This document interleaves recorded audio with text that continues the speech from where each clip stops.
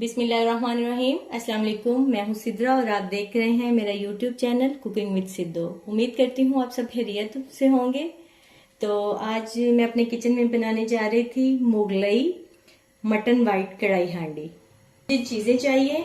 Mutton लिया है मैंने 1 kg, इसको अच्छे से धो ली है। बोनलेस भी है और हड्डी वाला भी है गोश्त। और इसमें मसाले जो जाएंगे, काली मिर्च ली है 1 टीस्पून, कुटी हुई मिर्च ली है 1 टेबलस्पून, नमक 1 टेबलस्पून, हल्दी 1 टीस्पून, लहसुन अदरक का पेस्ट 2 टेबलस्पून, जीरा, पिसा हुआ गरम मसाला और दालचीनी। ये मस्त गोश्त में डाला करें, इससे गोश्त की स्मेल और बादीपन खत्म होता है और गोश्त की स्मेल अच्छी आती है। प्याज और टमाटर लिए, 1 अदद प्याज बढ़ा लिए और 1 ही टमाटर बढ़ा लिए, कट कर लिए। इन्हें चॉप करने की जरूरत नहीं है, हमने कुकर को बंद करना है तो ये बिल्कुल मसाला बन जाएगा। और दही ली है, ये 1 छोटी प्याली आप देख रहे हैं, और क्रीम 1/2 प्याली ली है। तो चलें जी, बनाना स्टार्ट कर रहे हैं हम। ऑयल डालेंगे, खाना पकाने वाले बड़े चम्मच 2 अदद। और अभी इसी टाइम पे हम इसमें गोश्त डाल देंगे अपना।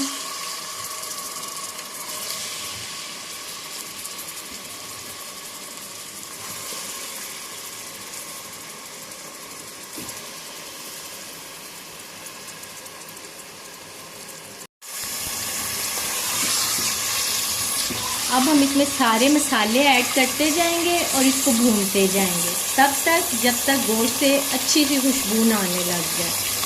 लहसुन अदरक का पेस्ट डालूंगी मैं।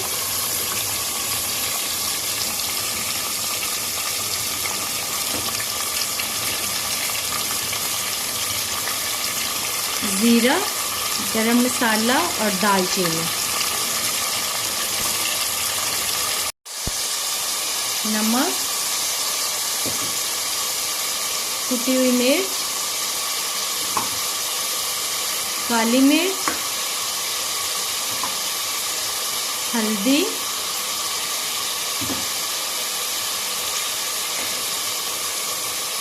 प्याज,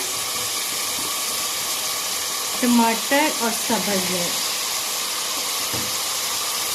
अब हम इसकी तकरीबन 10 मिनट तक बहुत अच्छे से भुनाई करेंगे। तो तकरीबन मुझे 5 मिनट हो गए इसको भूनते हुए। मैं मज़ीद इसको 5 मिनट और भूनूंगी। ये देखें, आप देख सकते हैं कि कितनी अच्छी भुनाई हो गई है। तकरीबन 10 मिनट से मैं इसको भून रही हूँ। अब इस टाइम पे हम इसमें 1 बाउल तकरीबन 2 गिलास पानी के ऐड करेंगे